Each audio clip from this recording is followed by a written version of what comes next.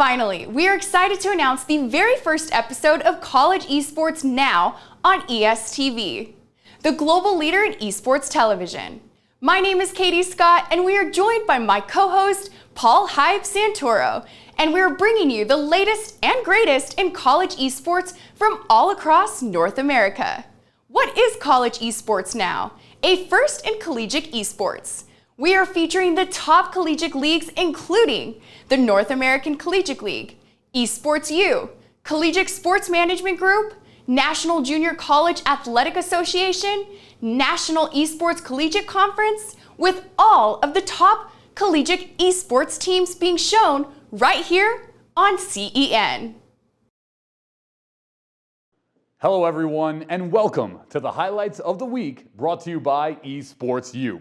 As always, I'm your host, Paulie Hype, and I'll be taking you through the plays, moments, and stories of college esports that make us all say, now that's hype. But before we can begin, let's first take a look back at how last season ended with the biggest collegiate esports LAN ever. Of course, I'm talking about the Collegiate Esports Commissioners Cup. Last May at the Gateway Center Arena in Atlanta, Georgia, the CECC Finals 2022 was host to 63 teams from across the country as they competed to claim the winning title of the Commissioners Cup. Teams competed in 4 separate game titles: Super Smash Bros. Ultimate, Rocket League, Overwatch, and Valorant. Over the course of the weekend, we saw fierce competition and a few wild upsets, but in the end, 4 different schools would be crowned champions. For Super Smash Bros. Ultimate, the team to beat and the eventual champions would be none other than Bay State College. With a roster deeper than the Mariana Trench, not a single team could make them sweat. Even for anyone who could take a few stocks off of the roster, it was always the final boss and MVP Sonics who lay in wait. Looking to the upcoming school year, Sonics is also a pro player in the Super Smash Bros. Ultimate scene and is looking to retain his collegiate title in 2023, but has since transferred schools from Bay State to Fisher College. In Rocket League, the Power 3 were front and center at the start of the tournament to look to again assert their dominance over the collegiate scene. But in a surprise twist, it would be the University of Central Florida to start upsetting the number 2 seeded Columbia College, and then again against number 3 seeded Stockton University. At the end of it all, it would be the powerhouse in Northwood University that stood between the Knights and glory. But when the dust settled, the championship caliber of Northwood, led by MVP Alexander Buddy Che, could not be overcome. This year, more eyes will surely be on the Florida program as they look to strengthen their position in Rocket League. But make no mistake, the question is left unchanged as everyone asks themselves, who can beat Northwood? With Overwatch, a lot of teams came into the weekend thinking they would be the ones to upset it all and take home the victory. As fate would have it, the grand finals would end up being number 2 seeded Harrisburg University up against number 3 seeded Illinois State University, a rematch of the winners' semifinal matchup that Harrisburg had won in the first time out. But in the finals, even with a map advantage in the double elimination bracket, Harrisburg would be unable to close out against a surging ISU, and it would be the Redbirds to hoist the trophy. With some of ISU's roster staying on for the next year, like Gig, ISU's main tank, and with the launch of Overwatch 2 on the horizon, it will still be anyone's game next year to see who can adapt to the new meta and who will still reign supreme in college Overwatch. And lastly, in the coveted and currently most anticipated collegiate game of Valorant, it was a showdown of East versus West that would end up dictating large parts of the bracket phase. In a bracket that saw intense match after match, it would end up being the best of the East in Northwood University against the best of the West in San Jose State University. In what would be a grueling 3-map brawl, SJSU would eventually claim the title under the leadership of MVP Choi Boy. However, in a year where graduation and transfer attrition will see many of the top teams come into next season at a weakened state, it's anyone's guess as to what the true power rankings will look like come spring 2023 for Valorant.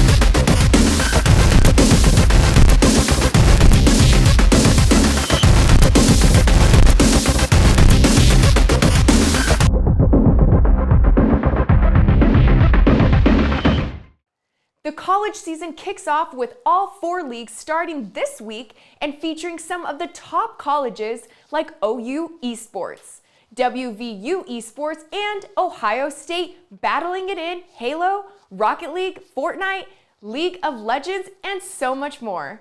These top programs and athletes hope to win thousands of dollars in prize money, collegiate scholarships, and a chance to follow their dreams and become pro esports players. CECC starts by... We turn our attention to the next major announcement in college esports. Red Bull, the company that gives you wings, is growing its brand into collegiate esports by introducing the Red Bull Gaming Hub with Toronto Metropolitan University, located inside the Rogers Communications Center to enhance the esports experience. Currently, there is a growling need for talent in video games, virtual productions, and esports industries. Dr. Christopher Alexander. Looks like Red Bull understands the opportunity in collegiate esports. We head to the 2022 Hugh Invitational, which had a massive 120 teams, 24 finalists in the heart of Pennsylvania's capital, where they competed in the championship weekend. All of the competitors are student athletes that have to maintain a rigorous training schedule, gaming schedule, work, and maintain their GPAs.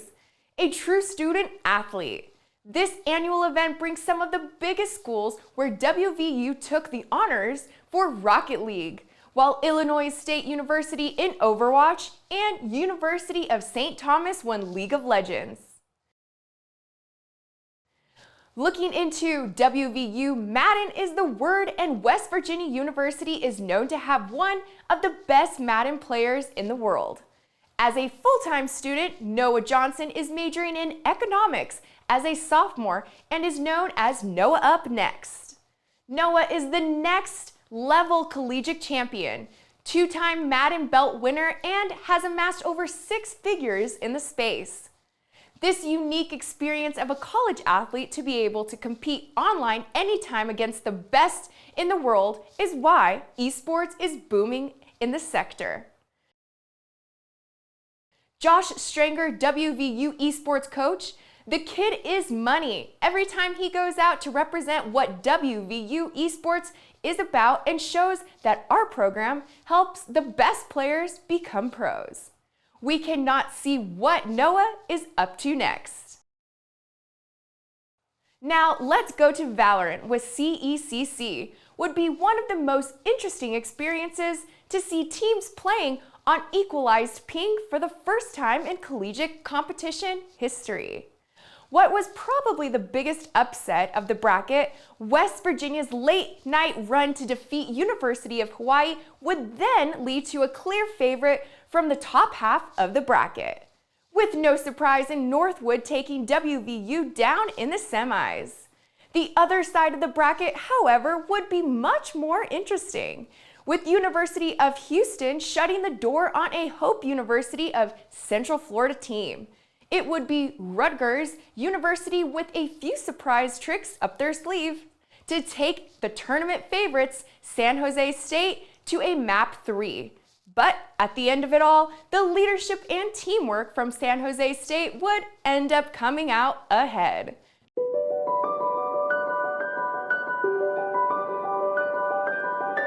What are your guys' goals? Do you have any missions or how you plan to improve this season compared to last season at all? Returning players have kind of they really, really want to do well this season. For Valorant, I know we barely missed the playoffs our first season. The second season we made playoffs, and that was, I mean, we were so emotional about that, how amazing that was. This season they've really grinded. They've been scrimming all summer. They've been working all summer. So is our Call of Duty Vanguard team. They really want to prove something this year. They want to bring home a championship. I've got one player who, with Call of Duty, who has talked me into getting a tattoo if we all win. So I'm want us to win, but I don't know if I want us to win because I don't have any tattoos, so I don't know even how that feels. But I'm super excited for them. I'm so, being around these kids when they want it, you've got to want it first and foremost. And we've got a group this year that really wants it, and everybody kind of feeds off of each other. So I think that's made for a great combination.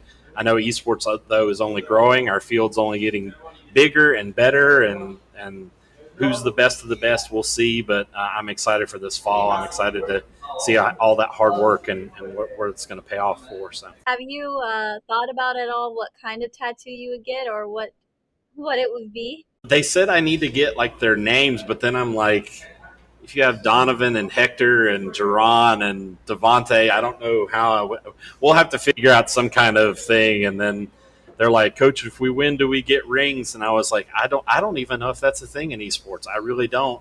But I said, you got to go out there and win the thing first before you count the ring. So, but I love that enthusiasm though. Like they have that passion and that drive. And like I said, I don't know what's going to happen at the end of the fall, at the end of the spring, but it's always exciting being able to coach.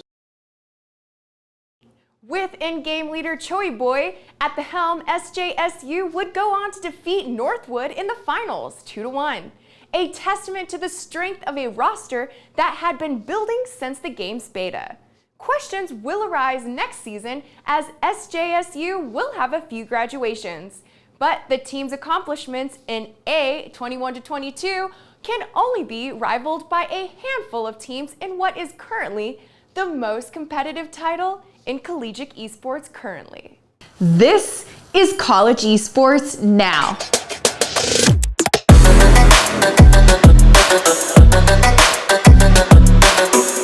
This is a new frontier for esports. Don't count them out. The players here are the best of the best.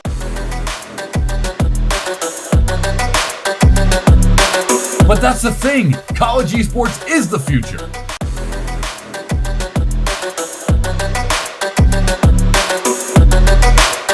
Like it or not, these are the big leagues. You need to be able to keep up if you want to make it. This one's looking like it's headed to overtime. Instinct may have something to say. Here's Baynock. Good, clear to the side. Wall's going to stay alive. Instinct. Baynock. Oh my gosh. Bleeding Blue wins game. Esports is bringing the world together.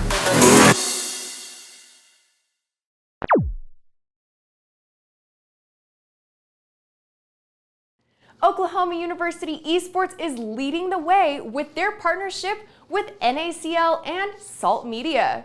Students are tasked with internship opportunities where they will be working in writing, editing, programming, and management of tournaments. OU Esports Program Director Michael Moog Aguilar saw this opportunity and is helping his program. I am excited for the opportunity to further expand our programs to grow and strengthen students' passion for this industry with tangible experiences before graduating from OU and added. After exploring possibilities in the scholastic space, they found opportunities to satisfy mutual goals through the OU ECCI news and media production and how they focus it. Currently, students under these developments can directly create content for OU ECCI with the possibility of scholarship and future paid internships. University students are buzzing on all of the opportunities that they seem to only be getting in college esports.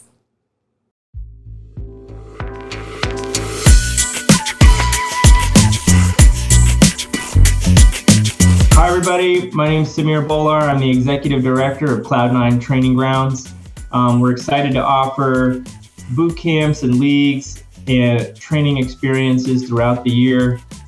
If you're interested in signing up for our league, don't miss out. It starts October 10th. Signups are now, so you can get in on the ground level of either our performance league for the most elite players and League of Legends in Valorant, or you can join our development league if you're just starting out and want to compete and test your skills. Each league offers live coaching alongside the teams that you're a part of all season. It's a great experience to develop your skills and see if you can compete at the highest level. Aside from that, we've got some boot camps coming up this month, so go check out the boot camps if you don't feel like you're ready for the league. And the gym is always live, so check out Training Grounds Gym at our website, traininggrounds.gg, and you can join the league boot camp or our gym for as low as $15 a month to get live classes every week, every day, and learn alongside some other great players. The National Junior College Athletic Association, Esports, and Latinx in Gaming announced the formation of a new strategic partnership. Latinx in Gaming serves as an advocacy group for the Latinx community to promote cultural appreciation, increase representation, providing a platform and professional development. Both organizations plan to work together by having joint promotional activities focused on benefiting the Latino community and providing opportunities and grants for two-year college students and promoting participation and involvement on campuses. Executive Director of the NJCAAE, Jeff White, states, partnering with a group such as the Latinx in Gaming is crucial to the NJCAAE, as we are always promoting inclusion across the board. I look forward to seeing what we can do together within this partnership to better uplift and empower. We love that you are serving the esports and Latin community, NJCAA. ECAC Esports Women's All-Star Valorant Tournament. And bringing it to life is none other than Dan Coonan. Dan, say hello to everybody. Great to see you, Angela. It's great for us to be putting this on. We're excited about it. Great. I'm Angela from Esports U. So excited to be working with you on this, Dan. This is a wonderful tournament. Can you tell us a little bit how this tournament came about? What was your inspiration? Sure. Yeah. So we jumped into esports really almost 6 years ago now, and it has exploded, and we have almost 170 schools now, and it's been a great thing. And we've collaborated with CSMG and with you guys, and it's been terrific. But we try to keep our finger on the pulse of the industry, and the ECAC tries to provide value wherever we can, and help our schools and get a sense of what they need and provide a solution. And one of those areas that we've looked at and we've been looking at for years now is the issue of gender equity in esports, and it has been traditionally a sport that's dominated mostly by males, not completely. We have a lot of schools with women participants and who are thriving and doing great, but it is a majority of males that are participating in this, and we've done some things to try to trigger and start women's leagues and things of that nature that have had mixed success.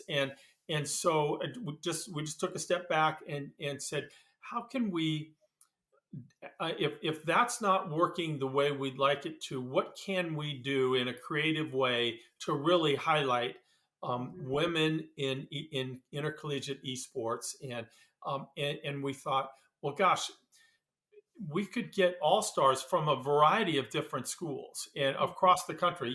With that many schools now, that we have, and we go nationwide, we could get an all-star from this school partnered with a couple of all-stars from these schools, and have them go at it and focus on it and shine a light on the badass women of ECAC esports and give them the limelight and try to stimulate more interest that way. And it kind of took off from there, and people are excited about it. And we're thrilled that you guys are involved with it. And it's going to be broadcast, and it's been a good thing. Great, Dan. I mean, I think this is a wonderful way to elevate the women of ECAC Esports. So how did you actually go about selecting the all-star teams? What was that process like? Yeah. So, and by the way, I should also mention, with respect to gender equity, that we have prominent women like yourself, Angela, and like Lydia Pfister, who is our assistant commissioner for esports at the ECAC, really leading the charge for us. So we're practicing. Now moving into this year's competition, the inaugural event of the CECC kicked off with the South Open qualifiers back on the weekend of September 17th and 18th. With the plan to wait for Overwatch 2's release, the other 3 games of the CECC would take place to see who will end up in the top 8 of the region, thus buying themselves a ticket to the regional qualifiers. Looking at the results, several teams will now be on the radar when the next phase of the event takes place on October 22nd and 23rd.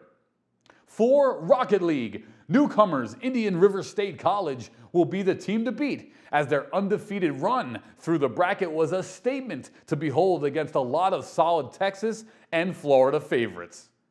In Super Smash Bros. Ultimate, Texas would appear to reign supreme, as 3 of the top 4 schools would be from the Lone Star State, with UT Arlington being the overall champion. And lastly, in Valorant, it would be a dominant performance from Texas A&M to have both their main and secondary teams make it to the finals. With the University of Houston being knocked out in the round of 16, all eyes will now be on teams like Winthrop, University of Central Florida, and UT Dallas to see if anyone can dethrone TAMU. Hi, everyone. My name is Heather Garozzo, also known as Sapphire.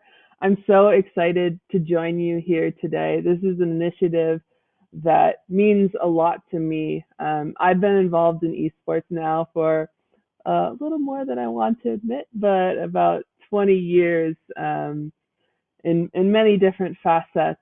And when I started, I was often the only woman in the room.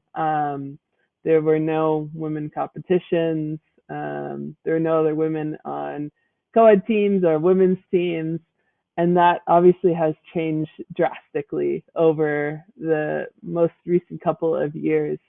Initiatives like this are so meaningful to getting more women involved and giving them a stepping stone to join those tier 1 leagues, to join co-ed teams, mixed teams, and hopefully become the best in the world. So I came to join today to just tell you a little bit about my journey, hopefully inspire you, whether you want to go down the path of being a professional gamer or a content creator, or you want to work in the industry. There's so many different options, and I wanted to share a little bit about my story with you.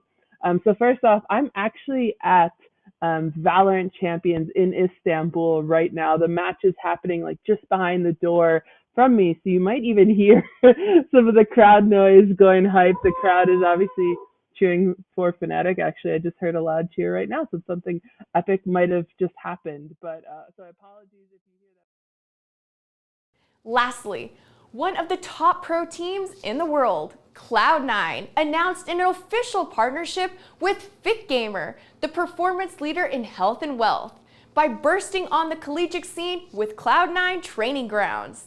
The goal at Cloud9 is to bring out the best players in you and create a path to pro through this elite program. Recently, they completed a Cloud9 TG experience with Augustana College and now have partnered with NACL to create the Cloud9 TG and FitGamer and NACL Collegiate Experience, where the winning teams of this year's NACL Invitational will get to receive a Cloud9 Training Ground FitGamer package for the winning team and coach. Hitting 3 for the Cells Embryo! Second one, or third, and he gets the 4K! Oh!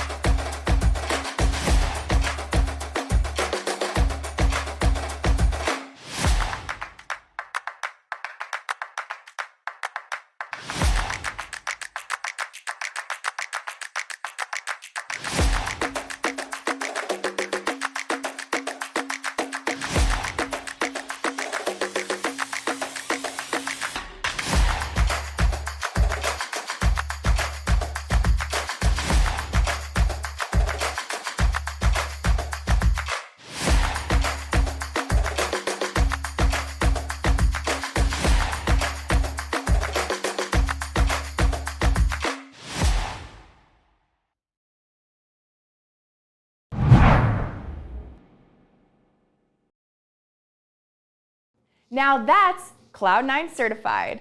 We thank everyone for joining College Esports Now, the leaders in college esports exclusive on ESTV. I'm Katie Scott, and we'll see you next time.